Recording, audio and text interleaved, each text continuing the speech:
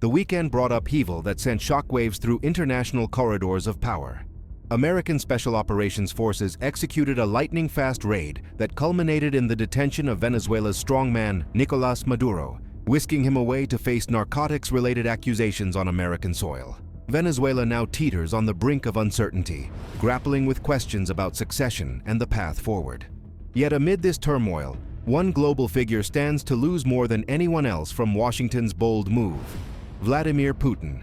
The Kremlin chief had been cultivating a strategic partnership with Caracas, and those painstakingly built connections have now crumbled. A vital Russian partner languishes behind bars in America, creating serious complications for Moscow. The financial lifeline sustaining Russia's military campaign has been thrown into jeopardy, though analysts suggest Maduro's downfall might paradoxically benefit the Kremlin in unexpected ways.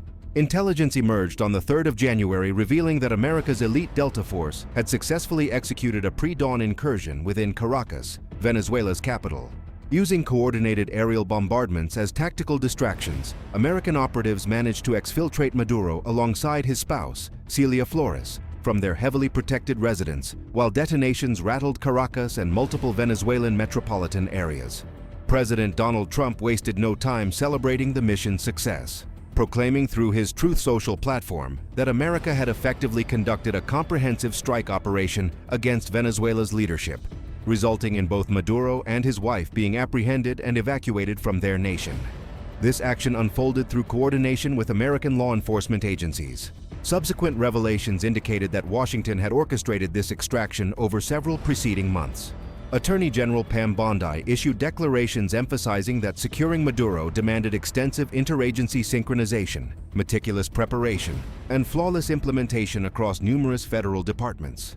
Bondi joined other administration voices in substantiating that Maduro faces detention stemming from American allegations of narcotics smuggling and related criminal activities, all purportedly generating violence, undermining regional stability, and directly feeding the substance abuse epidemic devastating American communities.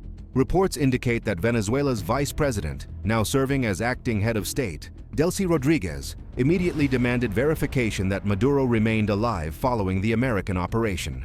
Such confirmation materialized shortly thereafter when Washington disclosed that Maduro had been moved initially via maritime vessel, subsequently transferred to aircraft, and ultimately delivered to New York. Within a detention facility there, Maduro awaits his scheduled court appearance on the 5th of January, facing an extensive catalog of narcotics and weapons violations. These accusations stem from American legal statutes, prompting substantial debate regarding the legitimacy of Washington's extraction methodology. Documentation unsealed by the Justice Department alleges that Maduro orchestrated a fundamentally corrupt and illegitimate administration, sustained through expansive drug trafficking networks that funneled countless tons of cocaine toward American territory via Venezuelan routes. The indictment encompasses 4 distinct counts: conspiracy to commit narco-terrorism, conspiracy to import cocaine, unlawful possession of automatic weapons and explosive devices, and conspiracy involving such armaments. These identical accusations had previously been leveled against Maduro during 2020, near the conclusion of Trump's initial presidential tenure. The likelihood of Maduro successfully contesting these charges appears minimal. While Venezuela confronts profound uncertainty about its trajectory, one individual experiences greater fury over Maduro's removal than any other global actor. Putin undoubtedly seethed upon learning of Washington's intervention, particularly given that Russia's leadership had intensified efforts to fortify Moscow's relationship with Caracas as tensions escalated between Maduro and American authorities. Venezuela had evolved into a significant Russian partner. That alliance now lies in ruins, potentially jeopardizing the financial resources Putin counted on for sustaining his Ukrainian military campaign and securing Russia's economic future. Understanding why requires examining how Moscow-Caracas relations had matured before Maduro's capture. According to analytical sources, Maduro's overthrow represents Putin's second major allied loss within barely a year. December 2024 witnessed Putin losing Bashar al-Assad, Syria's long-standing authoritarian ruler, through rebel insurrection. Now another dictator enjoying Kremlin support has vanished from power, with observers noting that Putin possesses limited capacity to intervene should Washington pursue comprehensive regime transformation in Venezuela. Analysts had predicted months earlier that should America seriously commit to forcibly changing Venezuela's government, Russia would prove unable to render meaningful assistance due to fundamental geographical and logistical constraints. These assessments proved accurate, as the modest weaponry Russia had provided. Venezuela proved entirely ineffective in preventing Maduro's capture. Reporting from late 2025 had already highlighted Putin's vulnerability regarding his crucial Latin American partner should America execute its threats to depose Maduro. The Kremlin had begun condemning American tactics, including naval deployments near Venezuelan waters. For Moscow, such military positioning raised alarm. Putin had spent years subtly undermining American influence over Venezuelan political affairs. When Maduro's legitimacy previously faced challenges during 2019, with opposition figures contesting his re-election's validity, Washington appeared sympathetic and implemented petroleum sanctions as leverage. Putin responded by dispatching technical advisors to Venezuela, ostensibly to support the country's defense sector. These advisors performed relatively mundane tasks, maintaining helicopters, air defense installations, and Sukhoi fighter aircraft. Nevertheless, Putin signaled unmistakably which power supported Venezuela and which opposed it. This represented calculated maneuvering for geopolitical leverage, and it succeeded. When tensions between Washington and Caracas reached critical levels, Putin resumed his strategy. Late October saw Maduro requesting enhanced air defense systems from Russia, which Moscow likely delivered. While definitive confirmation remains elusive, Russian Il-76 transport aircraft were observed flying into Caracas shortly after Maduro's appeal, suggesting Putin once again pursued subtle expansion of Russian influence within Venezuela. These initiatives have now catastrophically failed, not merely because Maduro has been removed from authority. Whatever air defense capabilities Maduro received from Russia proved entirely worthless against the swift shock-and-awe American bombardment that facilitated his capture. American strikes commenced approximately at 2 in the morning on January 3rd, with circulating footage displaying American helicopters operating amid conspicuous absence of activated air defense mechanisms. Consider that American forces extracted Maduro from Caracas itself, a city presumably fortified with maximum defensive resources Putin had provided, yet these systems still failed completely. Media analyses emphasize how thoroughly ineffective Russian defensive equipment proved during the January 3rd operation. The former Venezuelan leader abandoned substantial inventories of Russian-origin military hardware, including S-300 air defense batteries delivered during 2013, multiple Su-30 fighter jets, and 92 T-72 battle tanks. Why does this matter for Putin? Consider the message transmitted to any nation Putin seeks to court moving forward. Maduro's collapse demonstrates, much like Assad's fall roughly a year earlier, that Russian military equipment fails to match the capabilities Putin and his associates claim. This particularly applies to Russia's air defense systems, which proved incapable of stopping American operations in both Iran and Venezuela. Who will trust Russia's defensive capabilities now that Maduro has been toppled? This extends beyond direct military protection. Nations purchasing or receiving Russian armaments may prove increasingly reluctant to permit Putin's influence expansion, simply because Russia's leader will struggle to leverage weaponry for creating such influence going forward. Washington's action against Maduro constitutes a political humiliation for Putin. Beyond failed Russian weapon systems, Putin faces additional concerns. Those armaments were supposed to secure Putin's influence over Maduro, through which would flow enhanced commercial relationships, channeling additional resources into Putin's Ukrainian war treasury, alongside potential access to the vast petroleum reserves making Venezuela exceptionally valuable for any leader prioritizing hydrocarbon control. Beginning with commerce, characterizing Venezuela as Russia's substantial trading partner before Maduro's removal would be inaccurate. During May 2025, reports indicated that Russian-Venezuelan trade reached approximately $200 million throughout 2024. However, this figure represented a 64% increase over the preceding year, emerging from pledges by both nations to expand cooperation across energy, transportation, logistics, and pharmaceutical sectors. Though Venezuela wasn't Russia's massive trade partner, it represented a growing one. Putin maintained focus on a future where Russia might generate substantially greater revenue or extract resources proving valuable for the Russian military apparatus. Petroleum would naturally form this relationship's foundation. Mere weeks before January 3rd's events, Putin appeared positioned to suffer setbacks in his quest for some measure of control over Venezuelan oil. Mid-December 2025 saw reporting that Russian naphtha shipments to Venezuela faced jeopardy as Trump threatened blockades potentially affecting sanctioned Russian tankers. The revenue Russia could generate from naphtha sales proves less significant than the actual reason Venezuela desired this product. Naphtha serves to dilute extra-heavy crude petroleum, facilitating easier transportation and processing. Having been severed from American suppliers during July 2025, Venezuela turned to Russia for fulfilling this need. Moscow complied.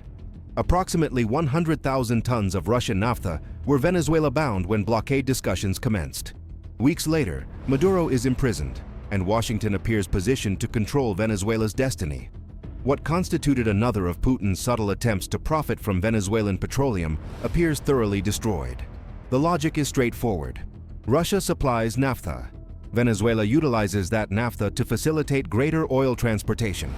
Russia profits from naphtha transactions while gaining leverage, potentially furthering Russian petroleum interests within Venezuela through future arrangements. For instance, enabling Russian energy corporations to begin extracting Venezuelan oil. Those corporations would claim portions of revenue generated from that extracted petroleum. The Kremlin taxes such revenue, and resources flow into Russia's war treasury. But a question emerges. Why would Russia prioritize Venezuelan oil when possessing abundant domestic reserves? The answer lies in Venezuela, possessing substantially more. According to authoritative sources, Venezuela hosts the world's largest verified petroleum reserves, estimated at 303 billion barrels during 2023. Minimal quantities of that oil have been marketed since this assessment was published, as restrictions on Venezuelan petroleum sales have confined the country to selling very limited volumes in subsequent years. Those 303 billion barrels amount to nearly quadruple the 80 billion barrels within Russia's reserves, clarifying Putin's interest in Venezuelan petroleum. Russia certainly possesses plentiful oil domestically. However, with Maduro as an ally, alongside access to Venezuelan petroleum that his influence might facilitate, Putin and his regime could have generated billions of dollars had Maduro remained in power. Naturally, this presumes a future where Russia could strengthen its grip over Maduro. Yet assuming Putin had succeeded, he would have claimed a portion from an emerging petroleum industry valued in the trillions. Financial estimates offer intriguing ranges. Utilizing current crude oil pricing around $60 per barrel, compared with the $150 pricing witnessed during the 2008 peak, Venezuela's oil could be valued anywhere between $18 trillion and $45 trillion. That represents nearly incomprehensible wealth. Putin must now observe helplessly, as whatever fraction of these trillions he hoped to capture has evaporated. Another complication confronts Putin now that Maduro has been removed. Washington conducting that removal means America now stands positioned to benefit from Venezuela's massive petroleum reserves. Trump articulated precisely this during a Mar-a-Lago press conference on January 3rd, declaring that America's enormous petroleum corporations, the world's largest, will enter Venezuela, invest billions in dollars, and repair the severely damaged infrastructure, specifically the oil infrastructure. Trump added that it's time to start generating wealth for the nation, seemingly indicating he intends for America to profit substantially from the control it has effectively granted itself over Venezuelan petroleum. America enriching itself through oil Putin coveted is problematic enough. However, an even worse issue emerges. Should America access Venezuela's petroleum reserves, thereby transforming the country into a significantly larger global oil market participant, then crude supply will increase. Greater supply meeting existing demand should drive crude oil pricing downward. Putin, already compelled to sell Russian crude at discounted rates via his shadow fleet due to Western sanctions, will need to sell oil for even lower prices. This could mean millions, potentially billions, lost from the existing Ukrainian war treasury. Not to mention the incalculable billions Russia will no longer receive as Maduro awaits trial in America. Putin had attempted utilizing soft power maneuvers to secure influence. Washington demolished those carefully constructed plans with the subtlety of a wrecking ball on January 3rd, and Russia's current and future military financing may soon deteriorate consequently. With an ally eliminated and his war funding endangered, Putin may be questioning what options remain available. Nevertheless, some analysts suggest that Maduro's ouster may constitute a double-edged sword. Though Washington basks in its accomplishments' glory, possibilities exist that Russia could ultimately gain more than it has lost now that Maduro is gone.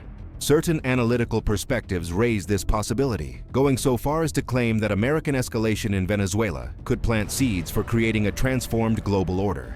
The argument suggests that Venezuela, though not insignificant, had devolved into a pawn for major global powers, including Russia and America. Venezuela might even be sufficiently minor for Russia that it would only generate expected rhetorical responses without substantial action in the case of America conducting something resembling what just occurred.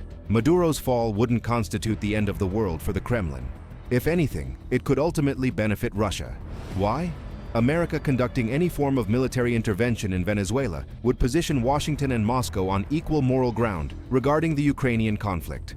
Putin could argue that Russia should possess the right to dictate outcomes in countries near Russian territory if America deploys its military into Venezuela. That is precisely what just occurred.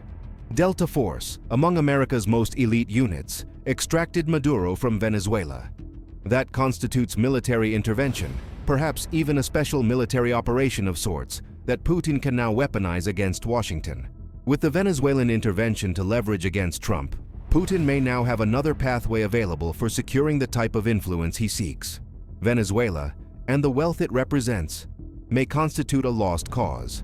However, Putin can now cultivate closer relationships with any nations in South America or elsewhere that fear becoming America's next target. Putin need only reference what happened in Venezuela, and he gains entry with any nation concerned about what Putin could frame as Washington attempting to expand its own interests through military escalation. America could prevent this outcome, though doing so presents substantial challenges. Should a new government be installed smoothly in Venezuela? Should power institutions remain functional? Should new elections be conducted that can be judged reasonably free and fair? Should likely backlash from Maduro supporters and those invested in his rule be contained? And should gang chaos reminiscent of Haiti be avoided, then Trump will be able to claim victory, and any damaging regional fallout will be limited. That represents considerable work yet to be accomplished. With Washington now claiming it will essentially assume control over Venezuelan petroleum, questions must be asked about how much oversight it will exercise over Venezuela's future. The upcoming transition must be impeccably clean to counter Putin's accusations of American hypocrisy. If it isn't, Russia may be willing to risk exposing its future military and national funding because Washington will have weakened itself globally with Maduro's capture. Putin's problem may be that Russia won't survive long enough to determine whether Maduro's capture ultimately proves beneficial for Russia. The Ukrainian conflict has driven Russia toward economic collapse by forcing an extraordinary deterioration. The stakes have never been higher, and the consequences continue to unfold across the global stage.